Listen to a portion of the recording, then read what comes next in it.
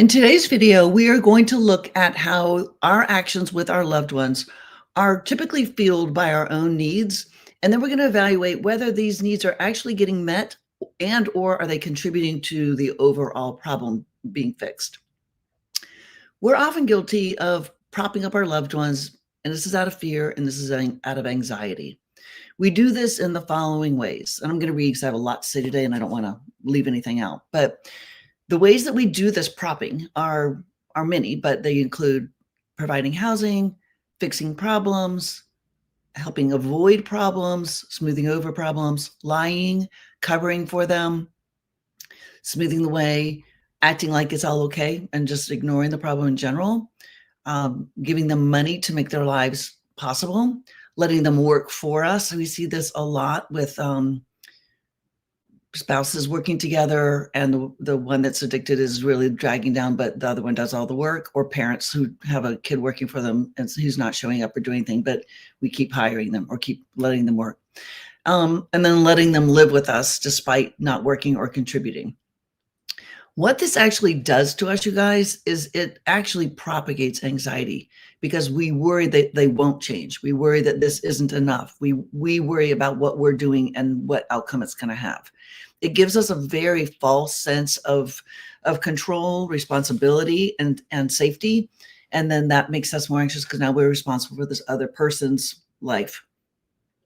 It builds resentment long-term. It builds resentment, causes family issues. Other children don't like it when we're doing that. Spouses don't agree, causes family issues for us. It makes us angry and taken advantage of. And it uses so much of our emotional energy and time that it just begins to, we lose ourselves. And that's sort of what we want to look at today is reclaiming ourselves, because addiction is like lava. And it will just take and take and take. It'll take our loved one. It'll take our time, our money, our emotional resources. It'll take our lives if we give it to it. It'll take our marriage. So I really want to look at what we're doing and what the ROI on that is, if you will. Because ultimately what I prefer is to allow some unmanageability. It's very hard to do. I totally get that. And more for some people than others. If you're very socially subtyped, you're going to really struggle with that. If you're very self-pres, you're not going to struggle with it as much, but it's still very hard to do because we think it's really helping our anxiety and our situation to do it. But in the end, it's not.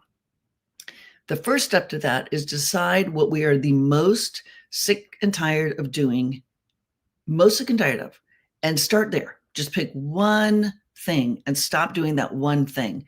As you master that, you'll get more and more skilled at it, and you can go in and let some other unmanageability happen if you need to. You've got to be able to evaluate your needs and the cost of doing business with addiction. And that's a phrase I don't ever think I've said before or heard before, but as I was thinking about this last night, I'm like, that's exactly what this is. The emotional cost, the financial cost of doing business with addiction will take your job. It'll take everything. So you have to decide, how much are you willing to give it, or how much are you willing to let it take? You have to evaluate what it is. What is it that I need, and what am I doing to get that need met? And is it actually working? If I'm terrified that my child will deal drugs, so I'm going to give him money for drugs, we are not solving addiction. We are not getting anybody to see that this is not a good thing, but we are just frustrating ourselves. We are building resentment, and we are enabling the disease. So our need to avoid is costing us. So that's where I'm going with this today. So figure out if there's something you can do and see what else you can stop doing after that. You have to know that until we are sick and tired of being sick and tired and really mean it, addiction will thrive. When we stop and we change the way we're interacting with addiction, it might stop the addiction. There's zero guarantee on this, but until we do, there's no possibility. So I think that's the biggest thing to do, is recognize that as long as I am creating this manageability and building this life and taking care of the problems and funding it or whatever I'm doing, there's zero chance that my child is going to have or my spouse is going to have an epiphany and say, you know what, this isn't very wise. Like, I should stop this. They're not. So sometimes you have to, I say this a lot, you have to kind of go into this, I love this person so much that I'm going to tolerate what I'm getting ready to create in the hopes that this may lead to some level of sobriety. Otherwise, if I can't tolerate creating or allowing unmanageability, then I'm just feeding it. And I think that's a really big thing to get your head around, but it is key to moving out of this phase. It'll take us, it'll take our kid, it'll take our other children, it'll take our marriage. So think about that. And when we overlove like that, which is what I call it, overparenting, overloving, is if you think about it from a chemical standpoint, when we overparent or overlove, the other person's narrative is, I'm only functioning, or this is only happening because they're making it happen. And that is erosive of serotonin. And you guys know serotonin is one of the keys to overcoming addiction. If you don't have enough serotonin in your brain, which is a long-term pleasure chemical for pride, and if you're living at home alone, you're not doing a good job at work, but you're still getting paid, if you're taking money, if you're doing all the things we talked about at the very beginning, you don't have any pride. And so that guarantees chemically that addiction lives, because if the brain doesn't have enough of those long-term pleasure chemicals below the line, it will keep going above the line to get the dopamine that comes with drugs and alcohol. It has to, because our brain has to have these chemicals. So if we don't have the good kind, which addiction makes sure we don't have, then we will go get it. So again, we're feeding the disease by allowing some of these things and not creating some unmanageability. It feels counterintuitive. I totally get it, but it is the way to try to shift the boat. If we don't, we're not going to shift it at all. So the benefits to us by allowing unmanageability or creating it, whichever is the situation, creating would be you can no longer live here. That's creating unmanageability. Allowing it is to lie for their boss. Or I had a client the other day that said a really good phrase. She said, I feel like I'm constantly putting a satin pillow in front of him so that he doesn't get hurt and nothing matters. And she didn't mean literally, but she meant like emotionally, and by lying to his boss, things like that, she's satin pillowing it. So other ways to create would be not give them any more money. Allowing would be, you don't go fix the problem at school. You don't lie to the boss. You don't seek the boss out. You don't initiate a call. But if he says, why is he not at work? You don't say, oh, he has the flu. You say, he doesn't feel well. You'll have to talk to him about that. It's again, like that's allowing. And there is a difference. It's the same result, but sometimes it's easier to start with allowing it versus creating it. But I promise you, if you do this, you will see some results. You will see some shifting, and it will feel better to you, and you'll do more and more and more of it. I think the first thing I did was stop going to the school to meet with how to get him to do his work. I was like, I'm just going to let that happen. Because it's costing me just costing me distress, and it's costing me time from my job. So the other benefits that we can get from this are, it changes our relationship with addiction in general, which really does help us get back into that learning and planning phase. We can look at addiction differently rather than that reeling phase, which is just incredibly fear-based and anxiety provoked. And it's just like, we're just like this hamster on the wheel. This will change it back up into a more cognitive function, which is very helpful. It will decrease fighting because you're not micromanaging. You need to get up and go to work. Don't you have a meeting? It's time to go to school. I've calling the lawyer. Like, it's just going to decrease all that. Most importantly, though, is this flattens our emotional roller coaster. And let's be real. You guys all know this. So you're on this call. You're living on an emotional roller coaster, these huge highs and these huge lows. And there's this, oh, maybe he's done. Nope, he's not. Maybe this time it'll be no, it's not. So anything we can do to flatten that out is the secret for us. Less pain, less anxiety, less fear.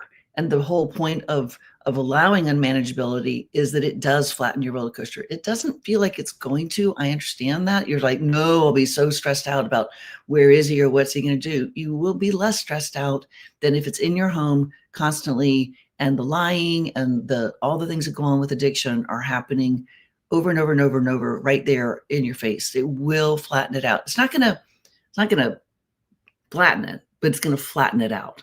Okay. You're never going to live with addiction without some level of distress, whether that's sadness or fear or anxiety or anger.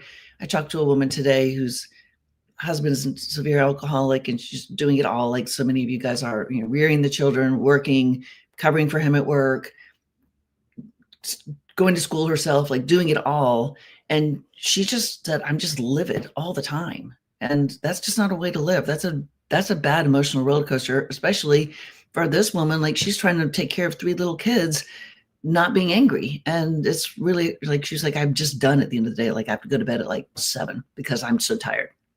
So I think this is a really big topic. I think it warrants a lot of thought. And like, is what you're doing helping the situation or you, or is it just helping the addiction? I think that's sort of your big decision-making thing. Is it helping the addiction or is it helping me? If you decide to allow some unmanageability or create it, trust it, okay? Believe in it. Don't second guess yourself, and don't let them talk you out of it by saying, well, I'll go to detox, and then calling that treatment. Okay, detox is not treatment. Or by promising to change. Like, don't do that. I'll change. Like, this will be the last day. Like, don't kick me out. Just go with it. Trust it, because otherwise you're going to capitulate, and then we're back to square zero. We read this book, I don't know the name of it, years ago for the business. And it was talking about when you're changing, and change is difficult. Big change is hard. I understand that. But this book used the metaphor of if you're in a sailboat. I don't know any of the sailboat words, but if you're in a sailboat and you're going to turn, you have to tack or do something. But what happens is the boat gets very, very, very, very close to the water. And what happens with a lot of inexperienced sailors is, as they get in close to the water, they're thinking, oh, holy moly, I'm going to be soaking wet, or we're going to go over. And so they pull on the lines or whatever they do to stop that. And then the boat just goes right back to where it was going. So we didn't make any change. The book was talking about, and we've learned this in this business, like there have been many times we're like, oh, we gotta change course, but not Amber. She sticks with it.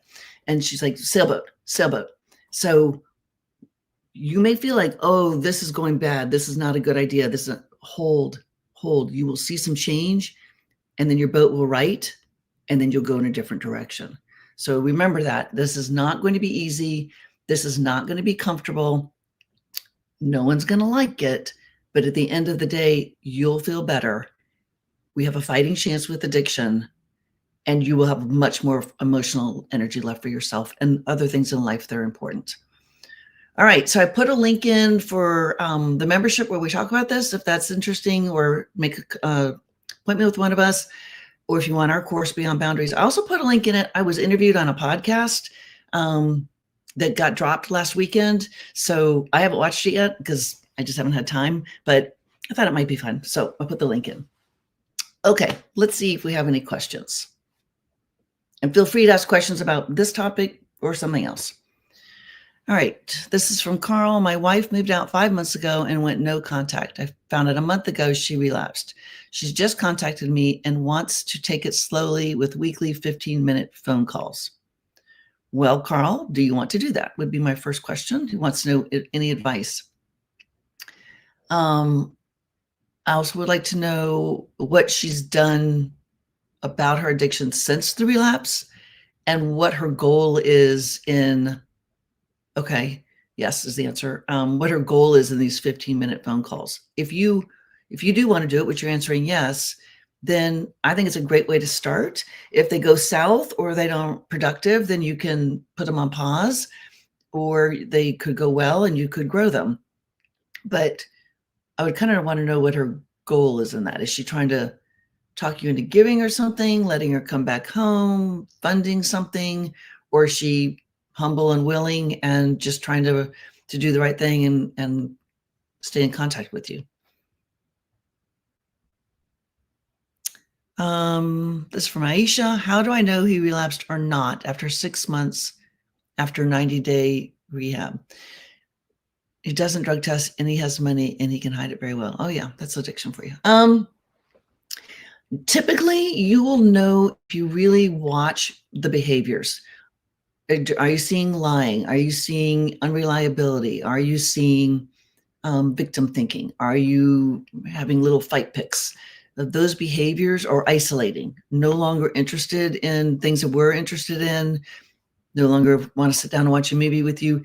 A change in pattern would be, I guess, my fundamentally overall answer. But those four things I looked at, like unreliability, lying, isolation, those are signs of addiction.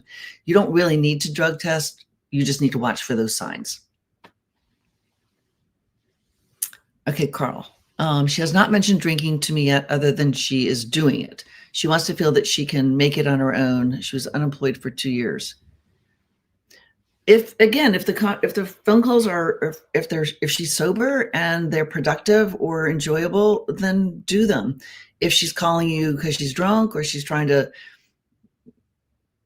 prove to you that she's making it on her own, like, then I don't know that they're going to be good for you. I think you're just going to have to decide, how do I feel about these calls, and then decide whether to continue them or not continue them. I would at least have one, unless you're just furious with her and are like, no, I don't want to. But I would try one and see how it feels to you. I'm a big believer of give things a whirl, and if it feels good, is fun, enjoyable, or beneficial, do it again. If it's not, don't.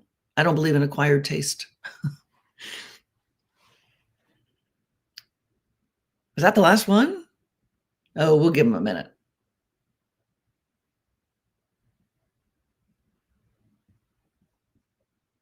Wow. Okay. All right. So remember, is what I'm doing helping me or actually feeding addiction? And it takes a lot of practice to look at that, but it is a huge thing to do and will help the situation overall if you can get a handle on that and change. All right, guys. We'll see you next week. Thanks. Bye-bye. Oh, Dale, wait, I'm staying. Dale said, I feel my wife is just pretending to recover to keep me in the house. Online apps. What does that mean? Well, I do think there's a lot of pretending in addiction. There's a lot of promises. There's a lot of what I call box checking. There's a lot of kicking the can down the road. Like, I'll show you this nice little piece of me. I've got a client I was talking to last week, and her husband she's on the edge of leaving him, and now he's love bombing her, but he's still drinking. So they will change their behavior when they think you're about to get done. So I don't just look, is this placating? Is this action? Or is this words? I wouldn't respond to it per se. Like, I wouldn't accuse her of just pretending. I would just know it and decide, how do you want to handle it? Do you want to continue with why? I mean, I guess I don't even know why. I guess she's trying to keep you from leaving. But if you think she's just placating, pretending, like, then just leave. And if she isn't, then you won't feel like that, would be my guess. So bear in mind that they do lie. Words do not mean anything in addiction. Promises mean nothing in addiction. You're looking for actions, and you're looking for behavioral changes, like what we just talked about, like for positive patterns, for interaction, for humility, for willingness, for joy, for living life without alcohol and having fun. So he says, so bringing up her drinking might be something I can do down the road, because I would require her to be sober before she moves back in. Okay, good. Yeah. So I would be thinking, like, how will that look? Will it be a sober link? Would it be alcohol testing? And then you can, as you're getting there, you can sort of put those out in the conversations of, like, this is what it's going to require for me to let you come back in, is not the lick and the promise of I'm not drinking, but my actual knowledge that you're not drinking, and sort of get a feel for, how does she respond to that? Is there a lot of pushback? Then you know she's not ready to come back. If there's a lot of, or even a little bit of a, well, that's not something I want to do, but okay, that's a positive response. And then do they actually do it? Do they sign up for it? Do they motivate it? Do they turn it on, get it going? Again, you want to have been on the sober link, if that's the condition you're going to put out, before she comes home, not I'm going to do it after I get home. All right. That's important. What are some other ways to address the dopamine need? Well, normally we get dopamine from anything that comes with desire. So typically, for all humans, it's food, liquid when we're thirsty. For me, it's when someone says, let's order pizza, because I really love pizza. My husband doesn't eat it. It's or new shoes, dress, a movie, visit with a friend, painting. It's whatever your brain wants to do is how you're going to get dopamine. Like you can get dopamine from a million things. Like some people get it from gardening. I do not. Some people get it from driving. Some people get it from music. Like you can get it. But the secret to, in my opinion, for recovery is to start to bring these things in as you are not drinking, because otherwise you don't have a source for dopamine and your brain's going to go right back to the drinking. So I have a client now that we're like, before he was really working on sobriety, I'm like, let's sign up for a woodworking class. Like, let's get some of the things that you like to do going so that as you give it up, you've got a source for it. And then it takes a minute for your brain to recognize that that source is actually a good source because it's really been trained that the only thing is drugs or alcohol. So anything that brings desire to us is what delivers dopamine. The problem is with addiction is they have, I'm making these numbers up, but they have 1,000 dopamine receptors in their brain when normally we should only have 10. And so a cheeseburger, a new dress, a visit from your friend is going to fill those 10, right? But it's not going to fill 1,000. And so that's the problem with addiction. That's that term pleasure pathway gets hijacked, is that there's just too many dopamine receptors in the brain to be filled by sober life. And so that's why it takes time for those receptors to go to sleep, for the brain to get better and better and better. Starts at 30 to 45 days after not using anything at all. The brain will start to put some of those receptors to sleep. And after 2 weeks of not using, the brain will start making dopamine again, because during active addiction, it's like, we got a math problem going on in this brain. We do not need any more dopamine. Just slow this roll because we already have way too much coming in. So you have that 2 week window where they don't feel well physically or emotionally because they don't have much dopamine in their brain. That kicks in at 2 weeks, and 30 to 45 days, the brain starts to put those receptors together to sleep. And so that's when you see, like at 60 days, they start to say, I actually feel much better because my brain's making a normal amount of dopamine and I'm shrinking those receptors pretty exponentially quickly at the beginning. And so I feel less cravey, jumpy, irritable because I'm getting enough of them filled that I can function. That's a good question. Leslie, seems like spending money is one of the ways he's replacing the alcohol. The bigger the ticket item, the more. Yes. So shopping is an addiction and it brings you dopamine, just exactly like alcohol does. All addictions come from dopamine or endorphins. Endorphins, those addictions would be self-harming and anorexia. The rest of them, all good dopamine. So that would be my guess, is he's just trying to fill those dopamine receptors in a more socially acceptable way, or even a way that you wouldn't squawk about as much.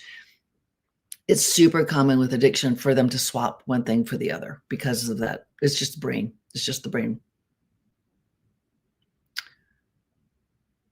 You're welcome. All right, guys.